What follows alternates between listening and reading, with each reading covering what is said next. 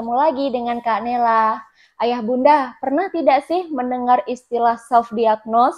Jadi, self-diagnose itu adalah suatu fenomena terkadang kita sebagai orang tua itu menjudge atau mengatai bahwa anak kita sedang mengalami gangguan tertentu.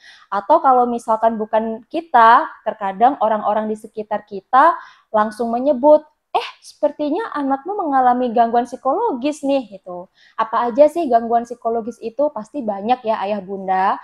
Hanya saja gangguan psikologis yang sering sekali kita dengar itu adalah misalkan autis, ADHD, kemudian istilahnya ada gangguan belajar atau disleksia seperti itu ya. Nah, kenapa sih self-diagnose itu berbahaya? Karena kalau misalkan kita tidak melibatkan profesional tertentu, self-diagnose itu akan mempengaruhi cara kita mendampingi putra-putri. Misal nih, dari berbagai macam gangguan psikologis, ada beberapa gejala atau perilaku yang hampir mirip. Tetapi kalau misalkan itu dilakukan oleh profesional, misalkan tester, terapis, ataupun psikolog, ataupun dokter, ataupun psikiater, mereka akan memiliki pedoman-pedoman tertentu atau alat-alat tes tertentu untuk membuktikan apakah perilaku tersebut merupakan gejala dari suatu gangguan. Nah, sedangkan kalau misalkan kita sendiri yang langsung mendiagnosa anak kita kan tidak memiliki bekal alat tes ataupun yang lain sebagainya. Nah, terus kalau misalkan kita salah mendiagnosa, kita bilang misalkan ya, oh sepertinya anakku mengalami autis deh.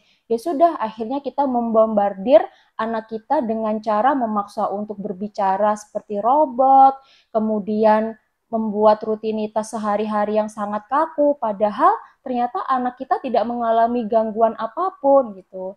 Jadi kita perlu waspada supaya tidak melakukan self-diagnose. Dan self-diagnose itu bukan hanya terjadi pada dunia psikologi ya, biasanya di dunia kesehatan pun juga bisa sering terjadi seperti itu. Misalkan kita sakit apa, tiba-tiba langsung bilang begini gitu. Nah, itu sangat rentan sekali dialami oleh kita sebagai orang tua.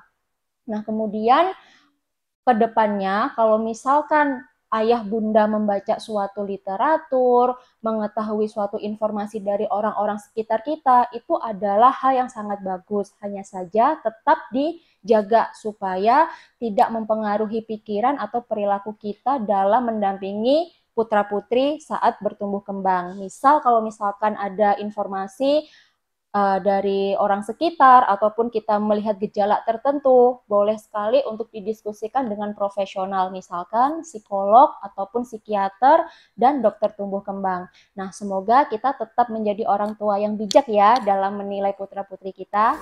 Sampai jumpa.